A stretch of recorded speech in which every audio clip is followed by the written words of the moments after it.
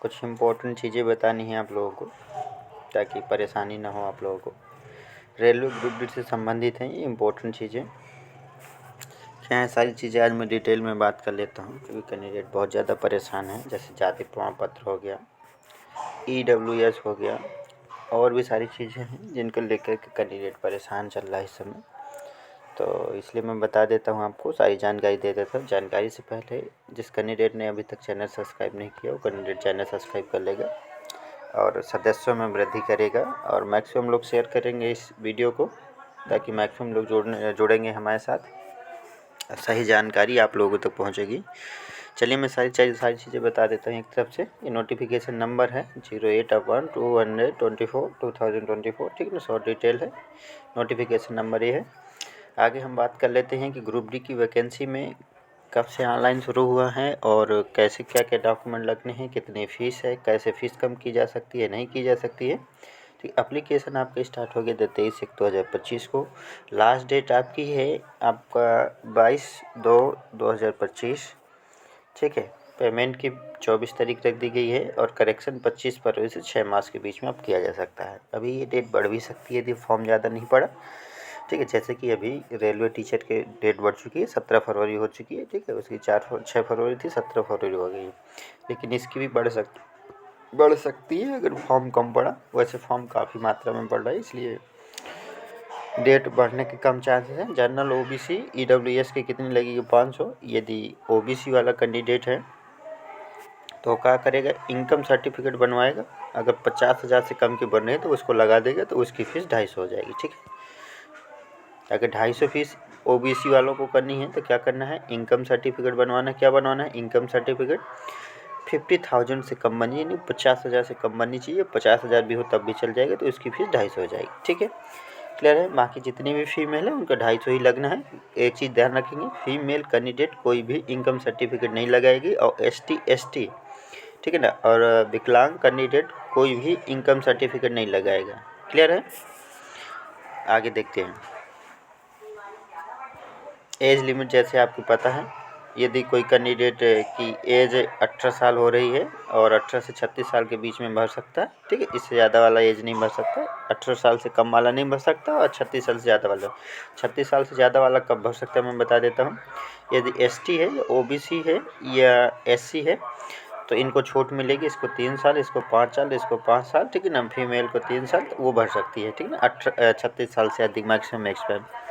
और कुछ चीज़ें मैं समझा देता हूँ। वैकेंसी है, और इस वैकेंसी को लेकर के 32,438 वैकेंसी है। और यहाँ पर ये जो सारी चीज़ें दिखा रहे हैं, तो इसमें सारी पोस्ट नहीं दिख रही हैं, तो इसलिए आप लोग थोड़ा वेट करेंगे।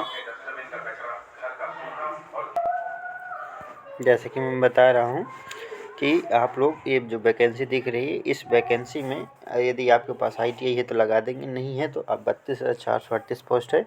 मैं सारी चीज़ें, थोड़ा वेट करिए, मैं सारी चीज़ें आप लोगों को बता रहा हूँ, ठीक है। और एक एक करके सारी चीज़ें मैं कंफर्म कर दूंगा, ठीक है ना। फिजिकल एलिजिबिलिटी है, ठीक है। फिजिकल एलिजिबिलिटी में कैंडिडेट है, लिफ्ट करना है, कैरी करना है 35 kg, और 100 मीटर चलना है 2 मिनट में, ठीक है ना। ये मेल के लिए है, और फीमेल के लिए भी है इसमें, ठीक है ना। 100 मीटर चलना है 4 मिनट में। क्लियर है? और सारी चीज़ें भी मैं क्लियर कर देता हूँ आप लोगों को, ठीक है। फीमेल के लिए भी है। फीमेल के लिए क्या है, मैं सारी चीज़ें समझा देता हूँ। यदि 1000 मिनट रनिंग है, 4 मिनट फीमेल के लिए, ठीक है ना। और फीमेल के लिए सिर्फ 1 चांस ही मिलता है सबके लिए भी, ठीक है ना। 1 चांस में सारी चीज़ें करके दिखानी, बार बार नहीं मिलेगा। यदि ऐसे नहीं कर पाएंगे तो आपको बार फीमेल क्या करेगी, 20 किलो लेगी, और 100 मीटर चलना है 2 मिनट में ही इसको भी, और 1000 मीटर दौड़ेगी तो 5 मिनट 40 सेकंड में सिर्फ एक बार चांस मिलेगा। एक बार में निकल जाओगे, ठीक है। कि नहीं निकलेगा तो सीधे माइट से बाहर कर दिए जाओगे। और ये जोन है, अलग अलग जोन है, लेकिन इनमें से कुछ जोन नहीं खुलते हैं जब आप फॉर्म ऑनलाइन भरते हैं, इसलिए मेन नोटिफिकेशन ही देखें वैकेंसी डिटेल के लिए। इन डिटेलों पर न देखें, जैसे जयपुर नहीं खुलता, जबलपुर नहीं खुलता, ठीक है। जबलपुर कोई जोन नहीं है, पहले भी नहीं था, ठीक है। आपका दिल्ली जोन भी नहीं खुलता, जब वैकेंसी फॉर्म भरते हैं तो दिल्ली जोन भी नहीं खुलता, ठीक है। तो आप परेशान होने की ज़रूरत नहीं, अंदर जाइए, नोटिफिकेशन देख लीजिए। और मैं कुछ चीज़ें बता देता हूँ। अप्लाई करना है तो कैसे करना है वो भी मैं समझा देता हूँ आप लोगों को। अप्लाई करने के लिए यहाँ पर क्लिक करेंगे।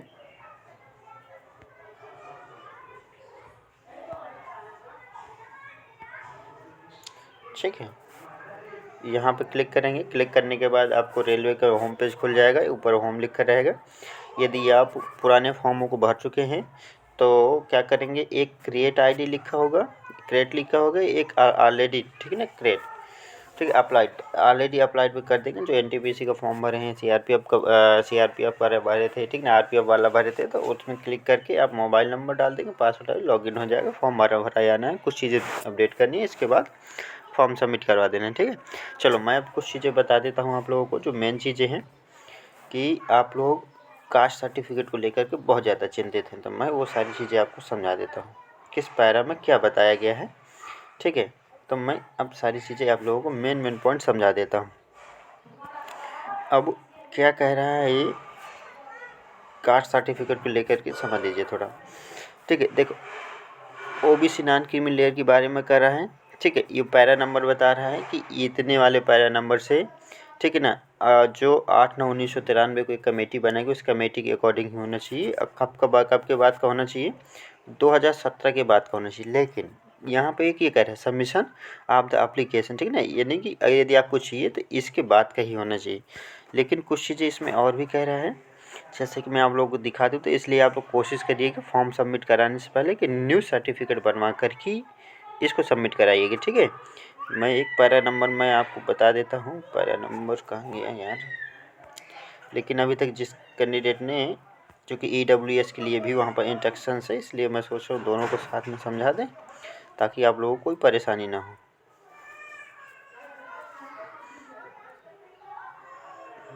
अभी तुरंत मिल जाएगा, कोई दिक्कत वाली बात नहीं। चलो पहले ईडब्ल्यूएस को ही समझा देते हैं, फिर बाद में सारी चीज़ें और समझा देते हैं। लेकिन जिस कैंडिडेट ने अभी तक का चैनल सब्सक्राइब नहीं है, वो सदस्य प्रेमित्र हमारा चैनल सब्सक्राइब कर लेगा और वीडियो को शेयर कर देगा, ठीक है। देखो, ईडब्ल्यूएस के बारे में हम समझा देते हैं। रिजर्वेशन चाहिए नहीं, वो उसका जनरल में काउंट कर लिया जाएगा। ये कह रहा है कि एसटी एससी और ओबीसी हुई जो ग्रॉस इनकम 8 लाख यदि हो जाती है तो उसको खैर जनरल में ही काउंट कर लिया जाता है, इससे कोई मतलब नहीं है। अब यहाँ पे ईडब्ल्यूएस के टू द फाइनेंशियल ईयर, ये मेन है, ठीक है ना, to the financial year period of the year application for the CNC 18/08/2024, यानी कि 08/2024 फाइनेंशियल ईयर भी 23-24 एट द क्लोजिंग डेट। वो कह रहा है कि आपका 23-24 वाला होना चाहिए, यानी कि अभी का बनवाना पड़ेगा आपको। 23-24 यानी कि पिछले साल का हो, ये यानी कि 2024 वाला होना चाहिए, ठीक है ना, जुलाई के बाद वाला, तब वो 23-24 में काउंट होगा। और आपका क्या आगे क्या कह रहा है, क्लोजिंग डेट ऑफ एप्लीकेशन 2/2025, ठीक ना, as a closing date submission process, ठीक ना। वो कह रहा है कि आपका देखो, ये जो स्टार्टिंग हुआ ना, इस स्टार्टिंग फॉर्म यानी कि जो लास्ट डेट आई है उस लास्ट डेट के पहले और 24, ठीक ना, जुलाई 2024 के बाद 23-24 उसी में आएगा, ठीक ना, समझ लीजिएगा। यानी कि अप्रैल के बाद लग जाता है 24 वाला सेशन, तो आपका हाँ 24 के बाद यदि कर देंगे तो ये आपको ईडब्ल्यूएस मान हो जाएगा, नहीं उसके वेरिफिकेशन के टाइम बहुत परेशान करते हैं, ठीक है। और आप लोगों के लिए एक मेन पॉइंट ऑफ व्यू मैं समझा देता हूँ अभी तुरंत। यहाँ पर है ओबीसी एसटी वालों के लिए, चलो देख लो भाई, ये है, ठीक ना। करा originally belong to marriage Bihar state only should be uploaded detail. देखो बिहार वालों के लिए है, इस चीज़ को याद रखिएगा। सर्टिफाइड विच चूँकि वहाँ पर सेंट्रलाइज किया गया था ना कुछ कास्ट जातियों को, ठीक है, इसलिए वो कह रहा है। मैं थोड़ा और जूम करके बता देता हूँ, और इस सब के लिए नहीं है, इस चीज़ को याद रखिएगा। सिर्फ बिहार स्टेट वालों के लिए स्पेशल इंस्ट्रक्शंस जारी किए गए हैं। देखो, कास्ट ओरिजिनली भी belong to Bihar state of merge Bihar state only should uploaded details of latest caste certificate, यानी कि नया ही होना चाहिए, हैं सिर्फ बिहार वालों के लिए। चूँकि आप लोग बहुत ज़्यादा कन्फ्यूज थे, मुझसे पूछ के आप भी परेशान हो रहे थे, मुझे भी परेशान कर रहे थे, ठीक है। मैंने कई बार समझाया भी था कि आप परेशान होने की ज़रूरत नहीं है। Caste certificate has be issued after, कब का, 1/12/2024। सिर्फ कहाँ है, नहीं कहाँ के लिए है, ये सिर्फ बिहार स्टेट के लिए है, ध्यान दीजिएगा, सिर्फ बिहार स्टेट वालों के लिए है, ठीक है। कि 1/12/2024 के बाद का जारी होना चाहिए, इसके पहले के यदि, क्योंकि मर्ज की गई थी बहुत सारी जातियाँ, इसलिए वो नई जाति सिर्फ बिहार स्टेट वालों के लिए मांग रहा है, ठीक है। और मैं आगे का थोड़ा समझा देता हूँ आप लोगों को ताकि परेशानी ना हो। Dual modifications editing the community and caste their community caste tributes will be considered the requirements as per their reserve caste community, this candidate will be mandatory, ठीक है ना। bring the new caste certificate which is taken after 1/12/2024 at the time of document verification, otherwise his candidate will be triggered against a reserved community। वो कह रहा है कि यदि आप 1/12/2024 के बाद का डॉक्यूमेंट वेरी नहीं है डॉक्यूमेंट, ठीक है, यानी कि कास्ट सर्टिफिकेट, तो जब डॉक्यूमेंट वेरिफिकेशन में जाएंगे तो आपको सीधे सीधे ट्रीट किया जाएगा अनरिजर्व, यानी कि जनरल कैटेगरी में ले जाया जाएगा। बाकी किसी भी प्रकार का, अब मैं आप लोगों को कास्ट सर्टिफिकेट को लेकर के अदर स्टेट वालों को बता देता हूँ, सिर्फ बिहार को छोड़कर, ठीक है ना, बिहार वालों को 1/12/2024 के बाद का ही लगेगा।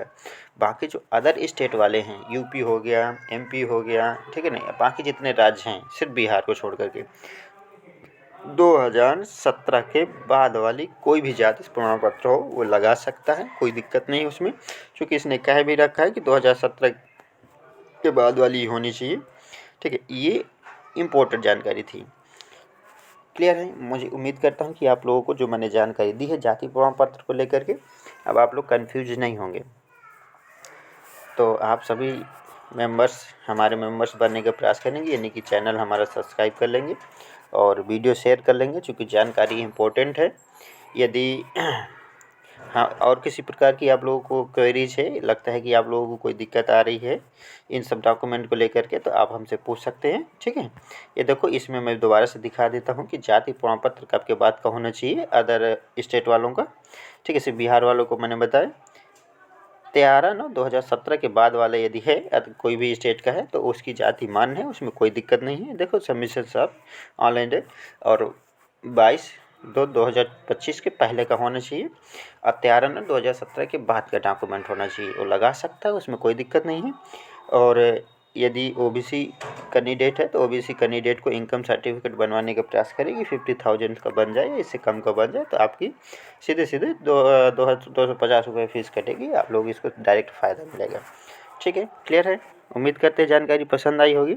वीडियो यहीं पर अब एंड करते हैं। आप लोग चैनल सब्सक्राइब करते रहिए, मैक्सिमम वृद्धि करिए हमारे चैनल में। धन्यवाद, थैंक यू।